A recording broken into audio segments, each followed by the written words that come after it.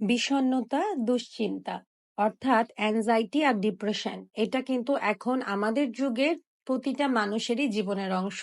আমরা কেউ স্বীকার করি আর না করি, আমরা সবাই কোনো না কোনো অবস্থানে জীবনের ডিপ্রেশন এবং অ্যাংজাইটিতে ভুগি, এবং আমরা মনে করি এটা হয়তো যুগের তালে তালে এখন এসেছে, কিন্তু কথাটা কিন্তু ঠিক না। এই ডিপ্রেশন আর অ্যাংজাইটি সমস্যাটা কিন্তু রাসূল সাল্লাল্লাহু আলাইহি সাল্লামের সময়ও ছিল। ওই সময়ও কিন্তু মানুষ বিষণ্ণতা, দুশ্চিন্তা এবং আরো অন্যান্য অনেক সমস্যায় ভুগতেন, যেটা এখন আমাদের জীবনের অংশ। তাই আমি আজকে এমন একটা দোয়া নিয়ে এসেছি, যেটা রাসূল সাল্লাল্লাহু আলাইহি সাল্লাম নিজেও সকাল সন্ধ্যা করতেন এবং আমাদেরকেও করতে বলেছেন। এবং এই একটা দোয়ার মাঝেই আমরা ৮টা জিনিস থেকে পানা চাচ্ছি। রাসূল সাল্লাল্লাহু আলাইহি সাল্লামের সব করা দোয়াগুলো আমরা মুখস্থ করার চেষ্টা করব, কারণ উনি সবচেয়ে সুন্দর করে আল্লাহ সুবহানাহু ওয়া তাআলার কাছে চেতেন, এবং অন্যান্য নবীদেরও আমরা দোয়াগুলো অনেক ভালো করে মুখস্থ করার চেষ্টা করব। তাহলে আগে চলে আসি ডিপ্রেশন আর অ্যাংজাইটি নিয়ে যে নির্দিষ্ট দোয়াটি এসেছে রাসূল সাল্লাল্লাহু আলাইহি সাল্লাম যেটা আমাদের বলেছেন, এটা আসলে কোন সূত্র দিয়ে বলেছেন বা কোন ঘটনার মাধ্যমে বলেছেন। একদিন রাসূল সাল্লাল্লাহু আলাইহি সাল্লাম একটা মানুষকে দেখলেন, উনি খুবই ডিপ্রেস দেখাচ্ছিল, ওনাকে খুবই দুশ্চিন্তায় দেখাচ্ছিল, খুবই মনমরা দেখাচ্ছিল, এবং মনে হচ্ছিল যে উনি খুবই বিষণ্ণতায় ভুগছে, খুবই দুশ্চিন্তায় ভুগছে। তখন রাসূল সাল্লাল্লাহু আলাইহি সাল্লাম ওই মানুষটির কাছে গেলেন এবং যে বললেন, আমি কি তোমাকে এমন কিছু শিখিয়ে দিব, এমন কিছু শব্দ শিখিয়ে দিব যেটা যদি তুমি পড়ো তাহলে তোমার সব দুশ্চিন্তা দূর হয়ে যাবে, সব ঋণ শোধ হয়ে যাবে, সব সমস্যা সমাধান হয়ে যাবে। তখন তো সেই মানুষটা অনেক খুশি হয়ে গেল এবং বললেন, অবশ্যই আল্লাহর রাসূল সাল্লাল্লাহু আলাইহি সাল্লাম, আপনি অবশ্যই আমাকে এমন কিছু শিখিয়ে দিন। এবং তখন রাসূল সাল্লাল্লাহু আলাইহি সাল্লাম এই নির্দিষ্ট দোয়াটি বললেন, আল্লাহুম্মা ইন্নী আউযু বিকা মিনাল হাম্মি ওয়াল হাজানি ওয়াল আজসি ওয়াল কাসালি ওয়াল বুখলি ওয়াল জুবনি ওয়া দলাইদ দাইনি ওয়া গলাবাতির রিজাল। O Allah, I seek refuge in you from grief and sadness, from weakness and from laziness, from miserliness and from cowardice, and from being overcome by debt and overpowered by men. অর্থাৎ আমরা আল্লাহ সুবহানাহু ওয়া তাআলাকে বলছি, হে আল্লাহ, আমি আপনার কাছে পানাহ চাইছি দুশ্চিন্তা থেকে, দুঃখ থেকে, বিষণ্ণতা থেকে, দুর্বলতা থেকে, অলসতার থেকে, কৃপণতার থেকে, আমার ভীত হওয়া থেকে, এবং আমি যেন ঋণ অথবা অন্য কোনো মানুষ দ্বারা ওভার পাওয়ার্ড না হয়ে যাই, অর্থাৎ আমার উপর যেন তারা চড়াও হয়ে ভারী না হয়ে যায়, আমার ঋণ এবং অন্য কোনো মানুষ, এই সব কিছু থেকে আমি আপনার কাছে পানাহ চাইছি। এখন যদি আমি আরবি শব্দগুলো এক এক করে আরেকবার এক্সপ্লেইন করি, তাহলে আমরা বুঝতে পারবো এই একটা দোয়া থেকে আসলে আমরা কত কিছু থেকে পানাহ চাইছি। সর্বপ্রথম আমরা যদি হাম্মি ওয়ার্ডটা, এই হাম্মি শব্দটা এই যে দোয়াতে আছে, এটার মানে বুঝতে যাই। হাম্মি শব্দর অর্থ হলো গ্রিফ, বিষণ্ণতা বা আমাদের কোনো দুঃখ। তাই প্রথমেই আমরা যে কোনো রকমের বিষণ্ণতায়, ডিপ্রেশনে বা যে কোনো রকমের দুঃখে যদি আমরা ভুগি, তাহলে ওইটার থেকে আমরা পানাহ চাচ্ছি। এখনকার দুনিয়ায় এবং আগেকার দুনিয়ায় দুঃখ আমাদের জীবনের একটা অংশ। এমনকি রাসূল সাল্লাল্লাহু আলাইহি সাল্লামও যখন বিবি খাদিজা রাদিয়াল্লাহু আনহা মারা গেছিলেন, তখন উনিও কিছুদিন ডিপ্রেশনে ভুগেছেন। এবং এটা শুধু আমাদের পর্যন্তই না, নবী রাসূলদের পর্যন্তও কিন্তু এই কঠিন পরীক্ষাটা পৌঁছিয়েছে। ডিপ্রেশন কিন্তু একটা অনেক বড় পরীক্ষা, এবং ডিপ্রেশনকে আমি নিজে যেহেতু এটার অনেক বড় ভুক্তভোগী ছিলাম, ডিপ্রেশনকে আমি নাম দিয়েছি মেন্টাল ক্যান্সার। হ্যাঁ, এটা একটা মানসিক ক্যান্সারের মতো। আপনাকে ডিপ্রেশন এমন ভাবে নষ্ট করে দিবে আপনার শরীরকে। সর্বপ্রথম আপনার মনকে অ্যাকচুয়ালি নষ্ট করবে, এরপরে আস্তে আস্তে আপনার মনের ডিপ্রেশন দেখবেন আপনার শরীরেও দেখা দেওয়া শুরু করেছে। আস্তে আস্তে আপনি হাঁটতে চাইবেন না, আপনি কোনো কাজ করতে চাইবেন না, আপনি ভালো কাপড় পরতে চাইবেন না, আপনার খেতে ইচ্ছা করবে না, সারাদিন ঘুমাতে ইচ্ছা করবে, এবং আপনার মানুষকে সহ্য হবে না। মনে হবে পৃথিবীতে বেঁচে থাকার আর কোনো কারণ নেই। তাই বিষণ্ণতা বা ডিপ্রেশন, অ্যাংজাইটি, এগুলো সবই অনেক ভয়াবহ একটা রোগ, এবং আমরা যারাই এটাতে ভুগছি আমরা অবশ্যই আমলটি করব, এবং যদি প্রয়োজন হয় আমরা অবশ্যই এক্সপার্ট হেল্প নেব। মানসিক ডাক্তার বা কোনো রকমের সাইকোলজিস্টের কাছে যাওয়া বা কোনো রকমের কাউন্সিলরের কাছে যাওয়া মানে এই না যে আপনি পাগল।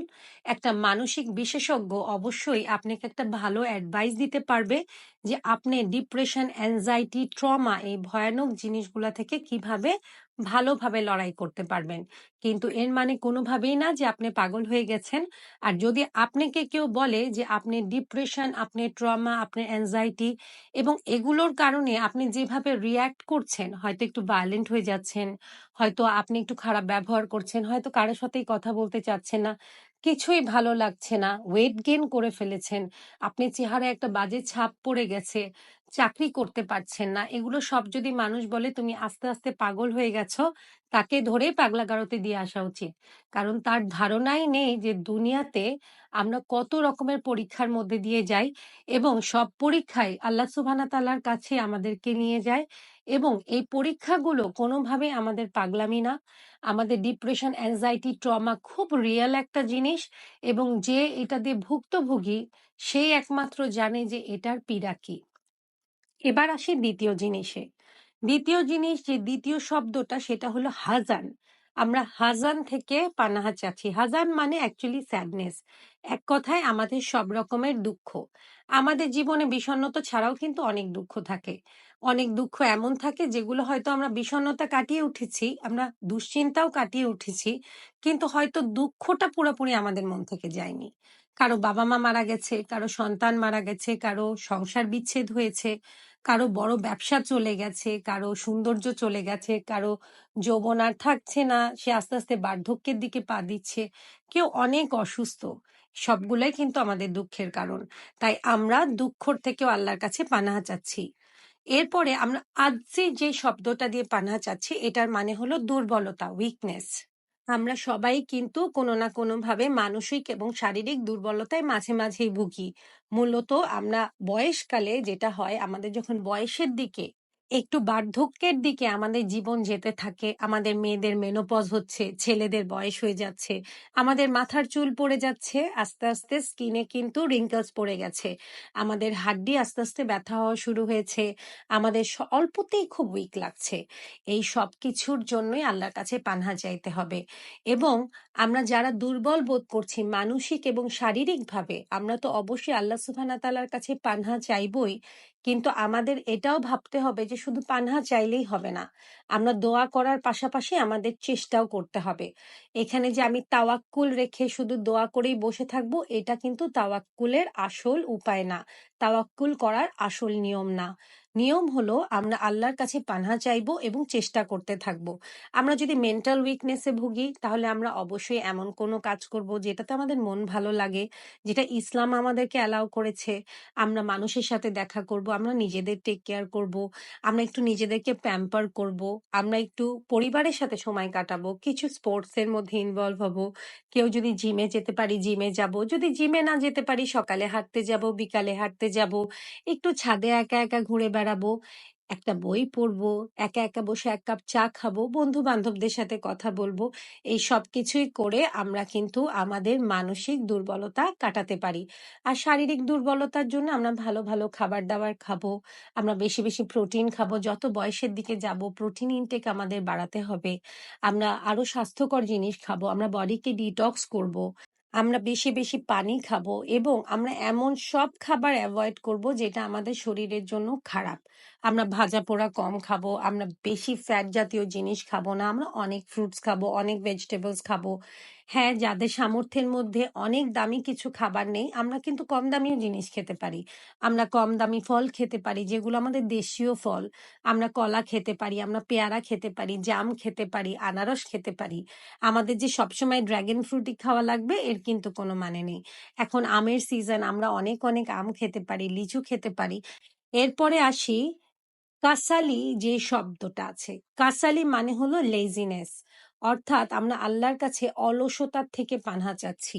আমরা যদি অলস থাকি তাহলে আমরা জীবনে কোথাও পৌঁছাতে পারবো না। আর আমাদের অলসতার অনেকগুলো কারণ থাকে। সর্বপ্রথম কারণ কিন্তু অ্যাকচুয়ালি বিষণ্ণতাতেই ফিরে যেতে হয়।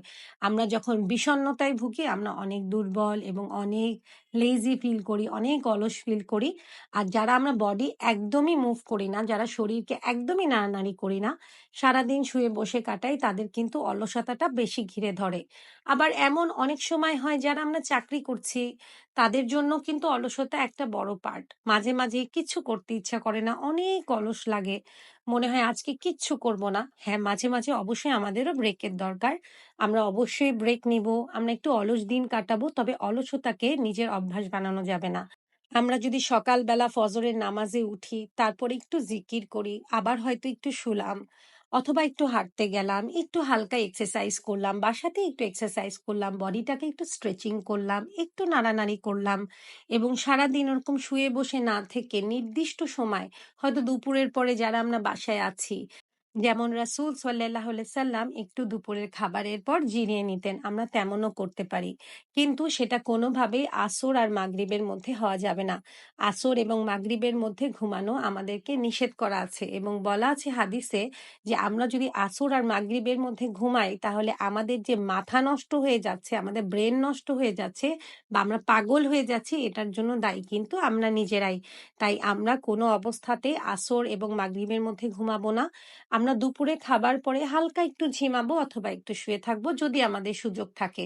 বা আমরা যদি অফিসেও থাকি, আমরা চেষ্টা করব দুপুরের খাবার খেয়েই হুড়াহুড়ি করে কাজ না শুরু করা। হয়তো দুপুরের খাবার খেয়ে আমরা এক কাপ চা খেলাম, একটু বসে থাকলাম, একটা ছোট্ট আর্টিকেল পড়লাম কম্পিউটারে, অথবা একটু কলিগের সাথে ৫-১০ মিনিট কথা বললাম, অথবা একটু হেড ডাউন করে একটু রিল্যাক্স করে নিলাম। এরকম করলে আমাদের যেই লেজিনেসটা আছে এটা কিন্তু কেটে যাবে, এবং নিজেকে অনেক অনেক সময় দিতে হবে। আমরা শুধু চাকরি করব, শুধু বাচ্চা পালবো, শুধু সংসার করব, এটা কখনোই করব না। কারণ আমাদের মনেরও একটা রিক্রিয়েশনের দরকার আছে, একটা শরীরের রিক্রিয়েশনের দরকার আছে। তাই আমরা এসবের বাইরেও নিজেদের জন্য একটু সময় বের করব, যেন আমরা আমাদের প্রতিদিনের রুটিনে অভ্যস্ত হয়ে গিয়ে একদম বিরক্ত হয়ে বোর্ড না হয়ে যাই। কারণ আমরা যদি বোর্ড হয়ে যাই, আমাদের যদি একঘেয়েমি লেগে যায়, তাহলে কিন্তু আমরা সবাই এক পর্যায়ে লেজি হয়ে পড়ব। আর জীবনে কোনো রকমের আনন্দ থাকবে না, কোনো রকমের উৎসাহ থাকবে না। এরপরে আমরা চাচ্ছি বুখলি থেকে পানাহ। বুখলি শব্দের অর্থ মানে মাইজারলিনেস, অর্থাৎ কৃপণতা। আল্লাহ সুবহানাহু তাআলা কৃপণ ব্যক্তি একদম পছন্দ করেন না, এবং আল্লাহ সুবহানাহু তাআলা সেই ব্যক্তিকে পছন্দ করেন যে মানুষের সাথে দান খয়রাত করে, মানুষকে সাহায্য করে। এবং আমরা যারা দুই হাত খুলে দান করার চেষ্টা করি, আমরা জানবো যে হাদিসে আছে যে তোমাদের দারিদ্রতা তোমাদের কখনোই তোমাদের দান খয়রাতের জন্য আসবে না। অর্থাৎ দান খয়রাত করার কারণে দারিদ্রতা আমাদের জীবনে কখনোই প্রবেশ করবে না। তাই আমরা কৃপণতা করব না। আমাদের অর্থ থাকলে আমরা নিজেরাও ভোগ করব, আমরা দান খয়রাতও করব, এবং আমরা চেষ্টা করব আমাদের আশেপাশের, আমাদের যারা ভাই বোনরা আছে, যাদের হয়তো একটু কম আছে আমাদের চাইতে, তাদেরকেও আমাদের মতো কিছু কিনে দেওয়া। এমনকি আমাদের বাসার যে হেল্পিং হ্যান্ড আছে, আমাদের কাজের মেয়েরা আছে, আমরা চেষ্টা করব তাদেরকেও ভালো ভালো কাপড় দেওয়া, তাদেরকেও অনেক সাহায্য করা, তাদের বাচ্চা কাচ্চাদের এডুকেশনে হেল্প করা। কারণ আমরা যত দান করব, আমরা যত কৃপণতা করব না, যত হাত চেপে রাখবো না, আল্লাহ সুবহানাহু তাআলা আমাদের তত বেশি দিবেন। এরপরে আমরা চাচ্ছি জুবনির থেকে পানহা। জুবনি শব্দের অর্থ হলো কাওয়ার্ডিস, অর্থাৎ আমরা যে ভীত, আমরা যে ভয় পাই, আমরা যেন এগুলা থেকে আল্লাহর কাছে পানাহ চাই। আমরা যে কোনো কিছু দেখেই ভয় পেতে পারি। আমরা অনেক সময় রাজনৈতিক অনেক কিছু দেখে ভয় পেয়ে যাই, অনেক সময় কিছু গুন্ডা পান্ডা দেখে ভয় পেয়ে যাই, অনেক সময় তো আমরা পুলিশদেরকে দেখেও ভয় পাই, অনেককে আমরা পরিবারের অনেককে দেখে ভয় পাই, অনেকে শাশুড়িকে দেখে ভয় পায়, অনেকে ছেলের বউকে দেখে ভয় পায়, অনেকে দেখা যায় এক ভাই আরেক ভাইকে দেখে ভয় পাচ্ছে। এই সবকিছু থেকে আমরা পানাহ চাইবো। আমরা যদি আমাদের বসকেও ভয় পাই, আমরা সেটা থেকেও পানাহ চাইবো। আমরা কিন্তু কর্পোরেট বুলিং এর শিকার হই, আমরা ফ্যামিলির মধ্যে বুলিং এর শিকার হই।